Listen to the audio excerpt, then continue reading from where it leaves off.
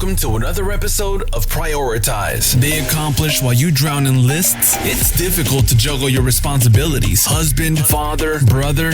It goes on, but your energy doesn't. You pondering what I'm pondering? Prioritize what's right for you, not what's left behind. This is Prioritize with Toby Baker. You'll have to speak up. I'm wearing a towel. Greetings, gentlemen and ladies. This is Prioritize. Here we discuss prioritizing faith, family, relationships, and more. Believe it or not, I am your crazy white, formerly fat host, the Baker Boy himself. Welcome to the show. Glad you're listening. Glad you're taking a moment here to pop us in, download us, podcast us, however it is that you're listening. I just want to show a brief moment of thanks and gratitude for it all. I really do. It comes from the bottom of my heart. And I'm not just saying that to get more likes and thumbs up. Believe you me, that's not what I do.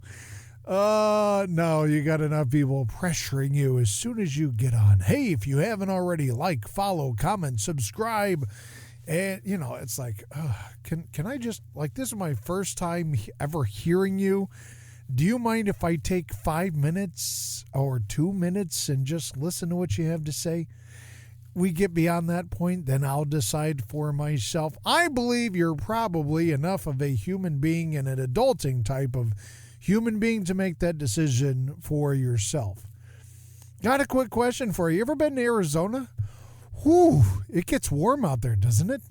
And this is just in March. So if you're listening like farther and down the road, like in June, I'm guessing you're doing it in a very, very air-conditioned vehicle or house, or maybe you're just doing it inside the icebox of the local restaurant where it's nice and cool.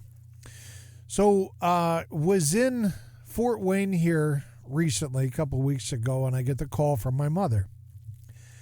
And I don't know if you've ever had these, maybe you've had these. Everyone has had to have these calls before, right? You get a call from Mom, how's it going? And she doesn't sound quite herself.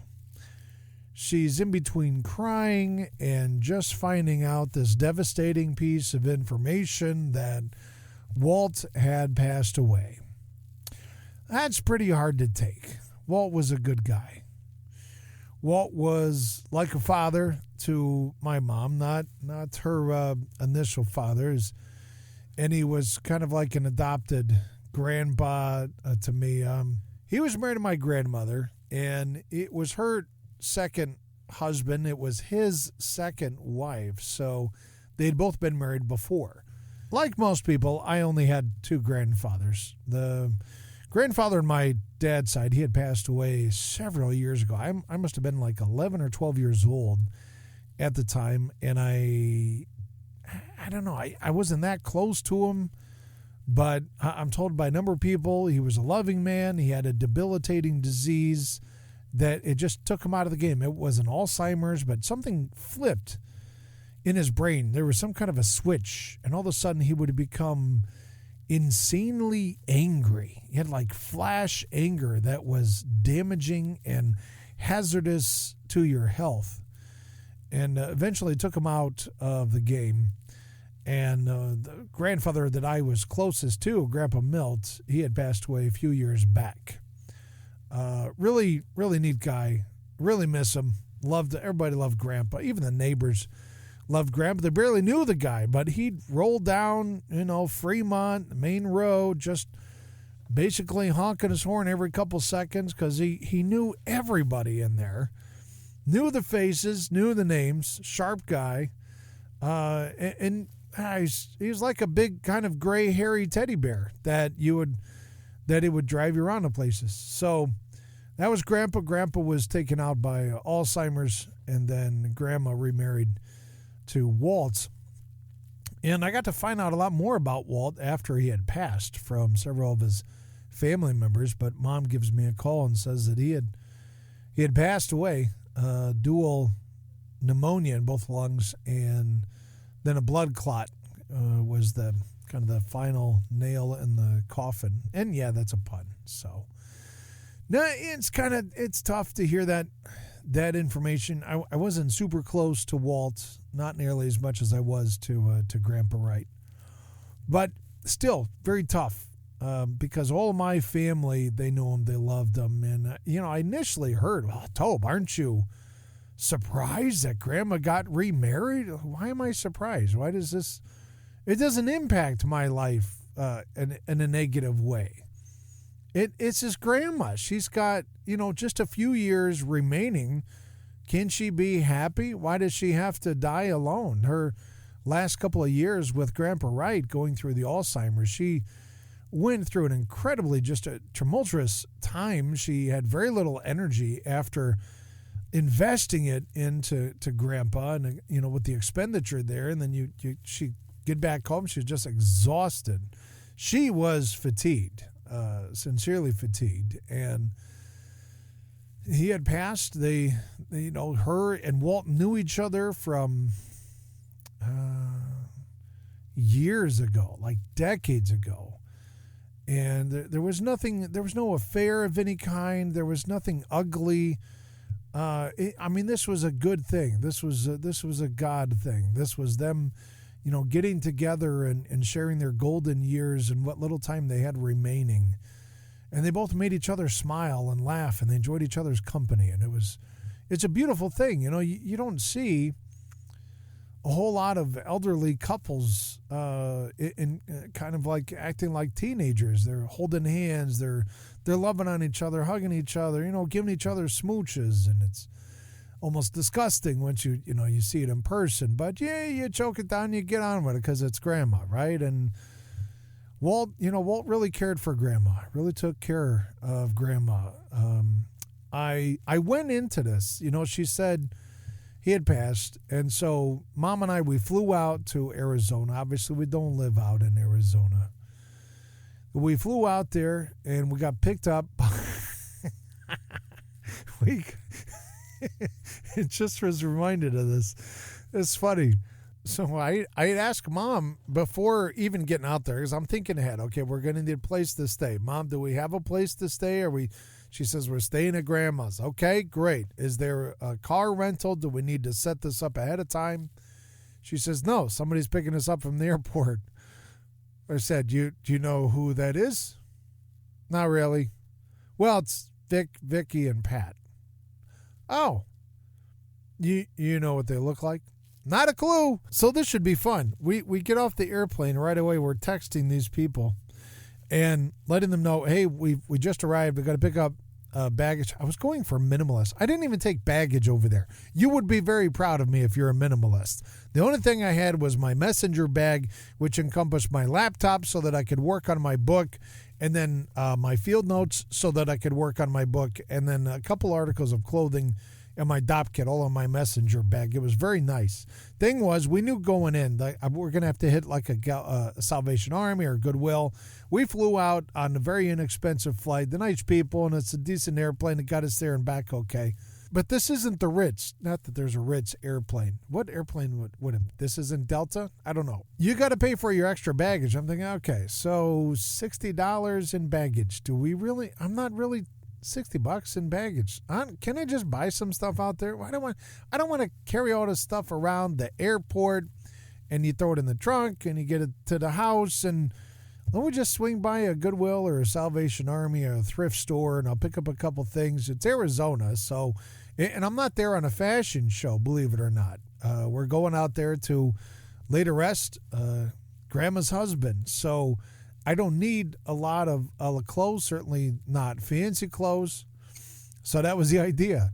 And we're texting these people who are picking us up. Hey, we're going to pick up Mom's baggage, and then we'll be right out. Okay, we're 5 minutes out. What are you driving? And I had terrible reception the entire time I'm out in Arizona. I don't know what T-Mobile is or is not doing that is causing the...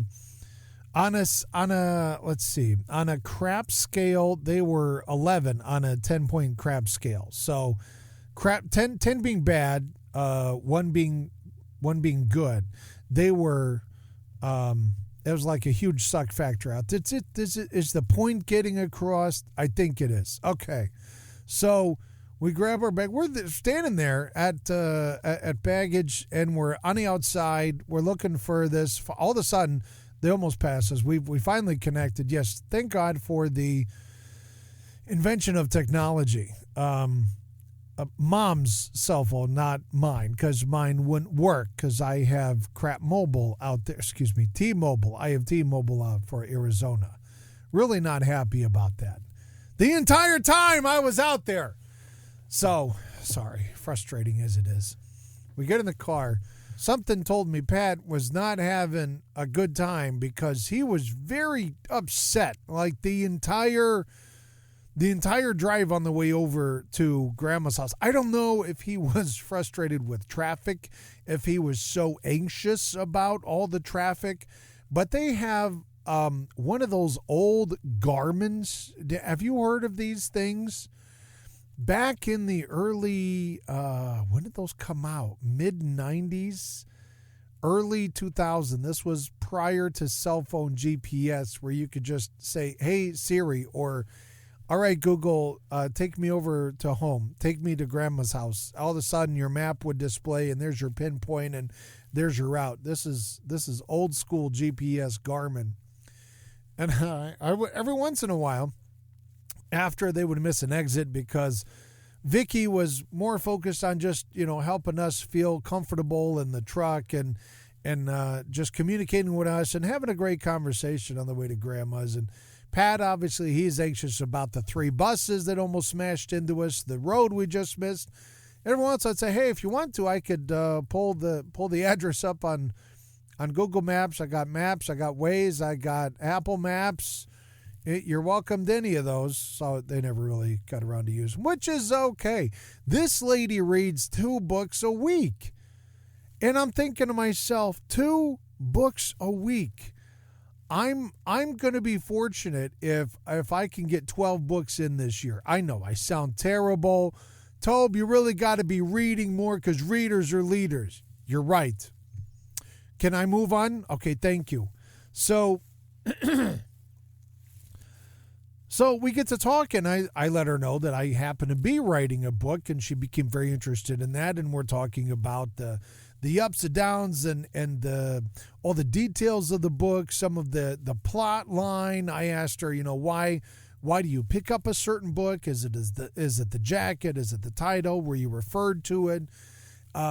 What keeps you reading? What keeps you turning the page? It was a lovely conversation. We arrive over at Grandma's house, and there's 5 people in the living room I don't know that are all crying, and Grandma's there with the game face on, I guess. I don't know, for the sake of others that are coming over to the house, we got a game face on. We naturally want them to feel welcome in the home, so we're very hospitable. And if you're going to be hospitable to your guests, then you're putting on a certain hat. And I think with the hat comes a certain cape. So that's what Grandma wears a lot of the time. She wants people to be comfortable in the house and make sure the temperature is good and the lighting is good. And do you need something to drink? Can I get you some graham crackers? What are they? No, it was graham cookies back in the day. She had the little animal graham animal crackers in my soup. That's what it was. She's always pulling out the animal. And Grandpa Wright had these ginger snaps. Oh, these were amazing.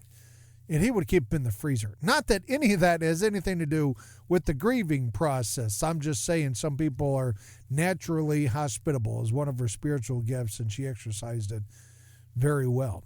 I was told going over to Arizona by Mom that we got your Aunt Sal's coming in, your Aunt Joni's coming in, your Aunt Tina's coming, Uncle James going to be there. And I'm like, oh, well, it's going to be like another family reunion, everybody coming in. Nobody else showed up. I'm like, what? I came into this with an expectation, just like I talked about this on the last podcast, didn't I?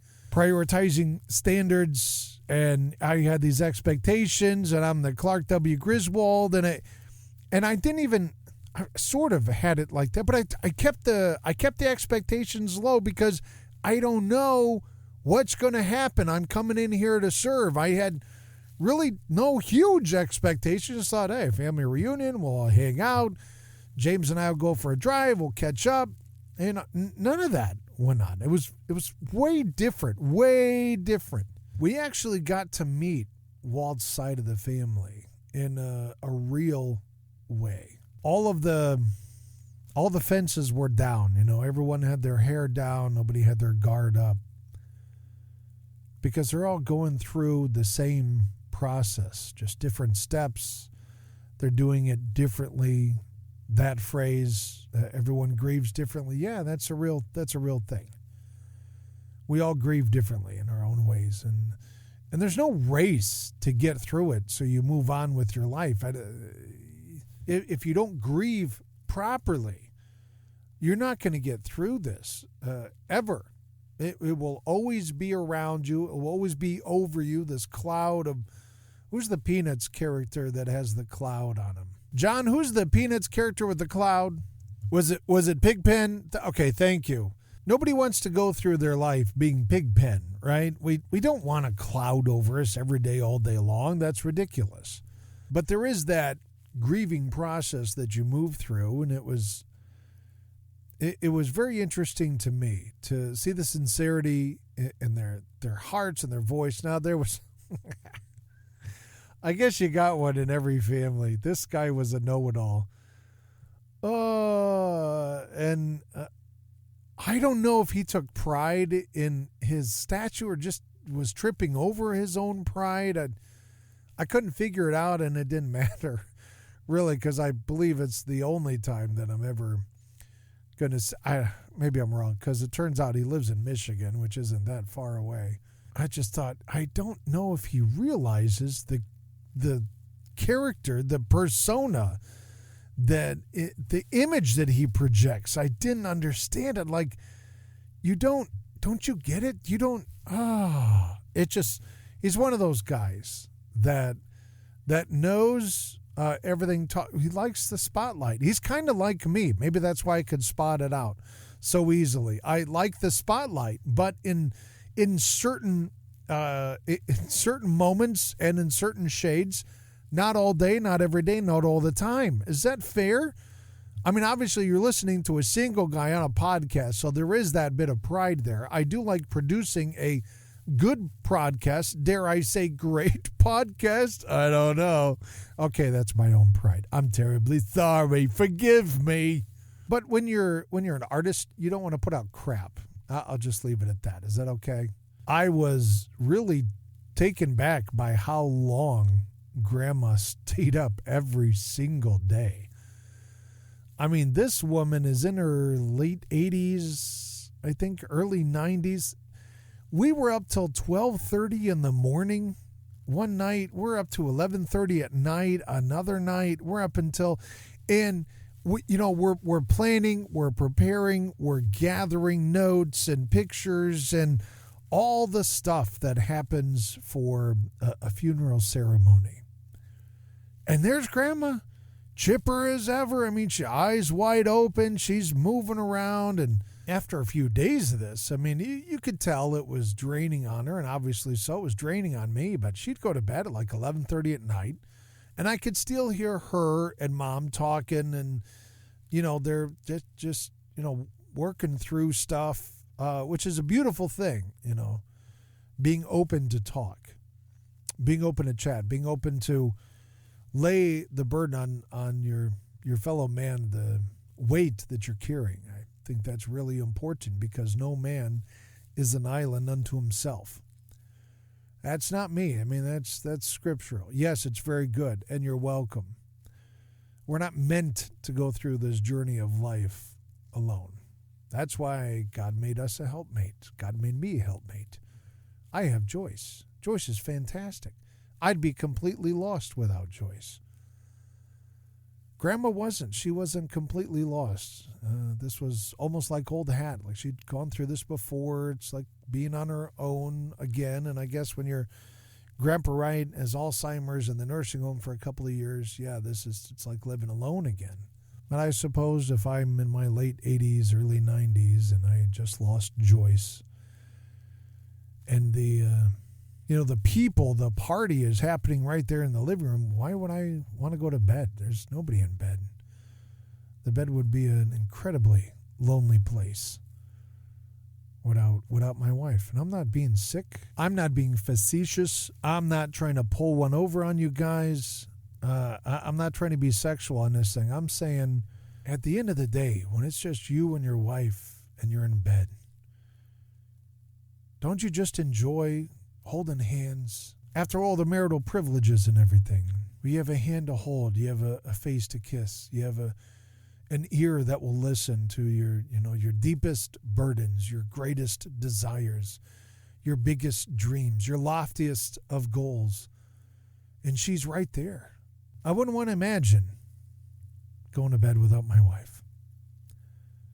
And I can't imagine what it was like for Grandma. So yeah, if it's a lonely bed versus a living room with people and family and friends, and I'm staying up as long as I possibly can keep these peepers open. You know what I'm saying? It's definitely warm out there in Arizona. You got to go to the Salvation Army. We went through a few things only to realize, oh yeah, they got the wardrobe closets closed off. You can't try anything on. So I had to make my best guess. There was a couple things I grabbed that I didn't fit once I got home, and I'm not taking this back to Goodwill. There's a few shirts I got that fit great, and then I had my shorts, so I'm able to walk around the neighborhood. Beautiful neighborhood. I loved Arizona. Yes, it's very warm out there, but it's a dry heat. And you laugh until you've actually experienced it, and then it's really a pretty sweet deal, because I did a 2.5 hour walk one day. And yes, I'm bragging. I did a 2.5 hour walk, buddy. Eat that, fat man. And I'm talking to my formerly fat self, because 2.5 hours, I'd be dead 2.5 hours. I couldn't have done that back then. But we're in much better shape than we were a while back. 2.5 hours in the sun bearing down me. I got on a polo and a pair of shorts and tennis shoes. I didn't sweat. I wasn't sweating, and I'm not that healthy and athletic. I'm just saying I wasn't really sweating. Now, obviously, you got to be careful, because that entire time you're going through all the fluids in your body.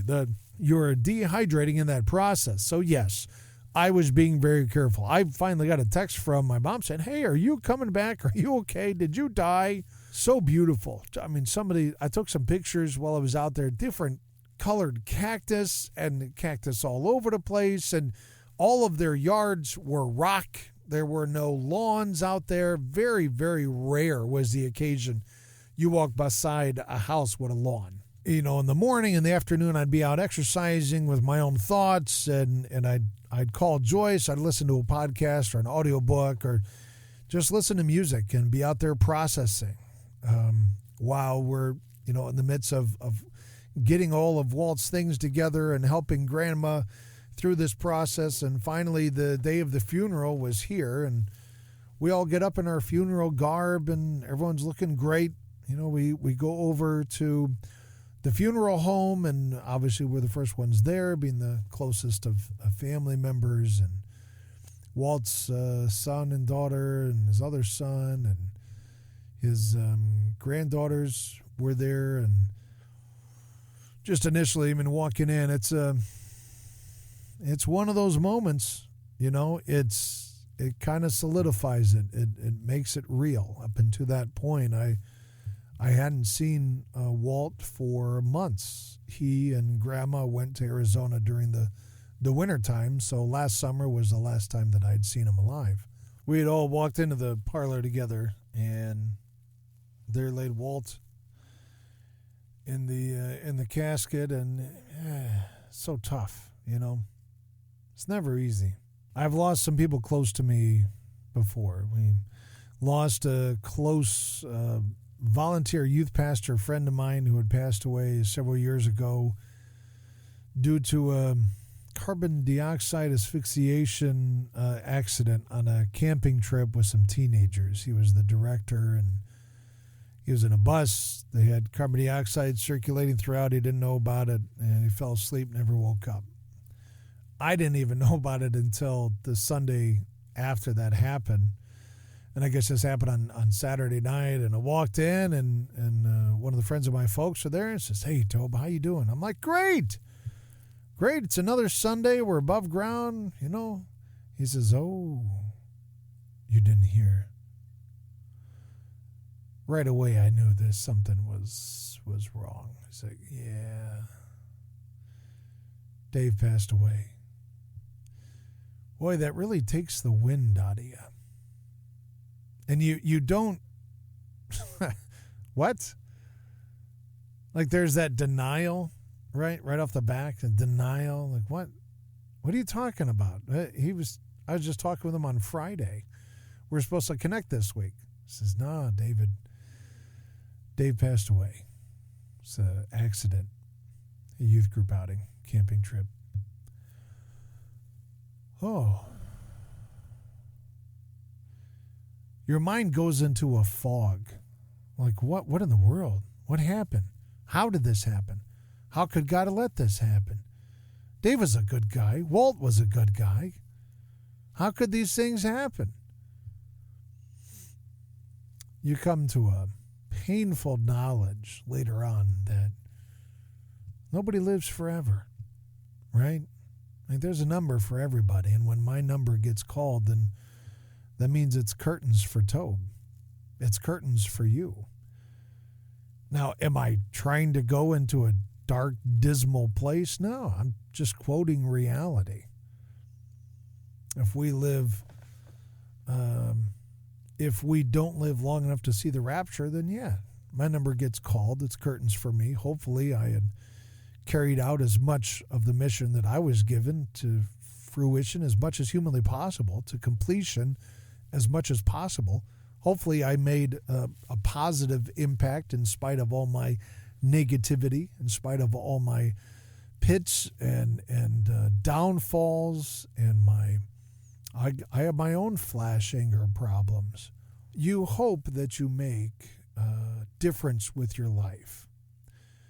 I remember watching an Ally McBeal episode, or one of the judges gets up and says, he was talking about Happy. I don't know if you've ever familiar with the program Ally McBeal. It was a lawyer comedy, dramedy. What would be called the dramedy today, back in early 2000, late 99, where it's a group of lawyers in a firm, and they're kind of family. They're all close friends. Anyway, one of the judges had passed away. His name was Happy. He's always asking for people to show him his teeth. He cared a great deal about teeth in the court, and so there was that kind of ongoing comedy throughout that particular episode. But she says that he was quoted in saying that the only thing that really mattered to him by the time that he died was that it mattered that he lived. I think that's a pretty good way to live your life, that by the time you die, it will have mattered that you lived. It will have mattered that you were here. It mattered that you were on this earth, that you're on the face of the planet, that you were making connections with people, that you were making a positive impact in the lives of others, that you were making them laugh. That's one of my top endeavors in almost every interaction is, can I make this person laugh? Can I make this group laugh? Can I make their load just a little bit lighter? I drive for Uber and Lyft sometimes, and when the people get in my car, is there a way that I can turn this conversation into something comical? Because when they get out of my car, my hope is that they really enjoyed being in the car, that it was comfortable and quiet, or that it was comfortable and we had a good conversation and there was some laughter going on, that they got out of the car lighter than what they got in. They got out of the car a little more de-stressed than getting into my car. And that whole week with Grandma and with Mom, my whole endeavor was just to try to lighten their load. So what could I do? I could tell stories, make them laugh. I could cook them dinner. We had several very, very good meals. I don't believe that I made any huge life-altering quotes and impression that they walked away thinking, man, that whole thing changed my life. Yeah, there's those moments out there. I don't think this was that. This was a matter of, can I be of help? Can I be of support? What can I do? Gentlemen, I don't know if you've had a special person in your life pass away. If not, brace yourself. It's probably coming. If you have, then you already know what I'm talking about. And maybe you can correct me on some of these things, as I'm not always 100% right. Sometimes, folks, you don't have to say a thing in the passing of the deceased. You don't have to have some huge commentary that just completely alters their mode of thinking. Sometimes just being quiet is exactly what they need. They don't need you to tell them that, well, that person's up in heaven, or heaven just gained another angel, or you don't have to go into any of that. Does it help some people? I don't know. Actually, I don't know. I've not talked with any person. I've not coached any person who has said, when someone tells me that heaven just gained another angel because my mom passed away, that really lightened the load. I haven't heard that. So I don't know if people say those kinds of things because it makes them feel better. And if that's the case, they need to stop. They need to stop. Because that was the last thing that I needed to hear when Dave passed away, when my Grandpa Wright passed away. Nobody needed to hear that when Walt passed away. My grandma needed to hear? It was the same thing that I heard from person after person after person of family members and countless neighbors. I've never been at a funeral where this many neighbors to the departed showed up at his funeral. I'm thinking, this is fantastic. But there was I don't know, 10, 20 plus neighbors walking in, just shaking my hand. Who are you? I'm my grandmother's favorite grandson. Oh, yes, Toby, I've heard all about you. Well, I was Walt's neighbor, and he was always over fixing our sink and our light and our door. Story after story, just like that. That's what the family left behind needs to hear about the departed. How did the deceased impact your life? What did they do? What did they say? Pass that along to their friends and family members that are left there mourning the passing, mourning the death. That is helpful. I didn't enjoy anything nearly as much as hearing about the fact Walt was in the military, about hearing how Walt would walk over to the neighbor's house and just checking in on him, of how Walt would care for Grandma, care about Grandma. Because here's a guy who made my grandma laugh and held her hand for his remaining years, lightening her load for her remaining years. Now, we still got Grandma. We're grateful for that.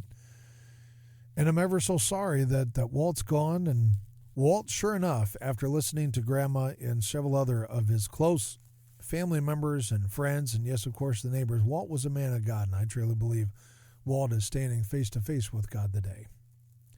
He does leave behind several people who are grieving his death, and rightly so. Typically there's 5 stages of grief. First one is denial. He's not gone. He's still here. I'm not accepting that he's gone. Once you get beyond that, you get a little angry. Maybe you get a lot angry. Why did this happen? Why now? Why to me? Why to us? Why is this happening? Why does God hate me? Why does God hate us? Why didn't God prevent that? And there's the bargaining stage. God, if you will just do this, I'll do that. If the universe will do this, I'll do that. And we bargain and we bargain and we bargain. And it's just that process of walking through it. Doesn't do any good to deny or to get angry or to try to bargain with the infinite, with the divine. Because they're probably not gone because of anything you did or didn't do. So none of that matters. Then several people will go into a mode of depression because it's incredibly difficult when someone very close to you is no longer there. Maybe they were a crutch for you to lean on. Maybe they were a person to whom you would constantly reach out in times of need. They were always there. They always had the right words to say. They could always make you laugh. They could always make you cry. They would always come over and help with the car or with the house. They were just someone on whom you depended, and now they're no longer there. Finally, after going through denial and anger and bargaining and depression and all these states of emotion, you accept that that person is no longer there. They have since moved on one way or the other. And you are the remaining. That's kind of tough to deal with. It is. So if you are a person helping a friend or a family member who is dealing with the loss of a loved one, what do you do? What do we do? How can we help? One of the main things you can do is to be there. Be open. Have an open door. Check in on that person every once in a while, at least once a week. You give them a call. I know there's people who will drop by the house and they bring food, right? Food brings comfort. It doesn't have to be fattening. It doesn't have to be a dozen glazed donuts, although if it helps you, I can send you my address. You're welcome to send us the donuts. I won't turn down a good donut. Is there a bad donut? That's the real question. Is there ever a bad... Okay, there are bad donuts. I've had them before. But, in the spirit of things, no, there's no bad donut. There's no bad meal. It comes from the heart, right? Somebody who cares. Hey, I know you're going through the process. We made some lasagna. We made some fajitas. We made some pasta. We made some goodies. Here's some home-baked chocolate chip cookies with dates and walnuts. Here's some Neiman Marcus cookies. Here's some ginger crinkles. Sorry you're going through this. You could pray with that person. You could talk and listen to that person. Sometimes listening is far more important than you talking to that person. Just sit and listen.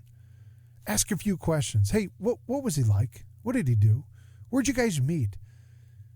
Help them share their story. What was your favorite moment together? What was your favorite trip together? What was your worst memory? What was your best breakup conversation? How did that go? What was your favorite trip that you guys did together? What was your favorite meal that you guys prepared? What was your favorite fill in the blank? That's an excellent way of connecting with someone who's grieving through this. Help that person. Just allow them to share the story. Just be there. Your words mean far less than your listening. How's that? Can we say that, John? Can we quote that? And ask questions. Ask them to expound on that. Hey, tell me more. Tell me more about that. I want to know about that. Give an honest and sincere interest, helping them deal with all these stages and, of course, with acceptance.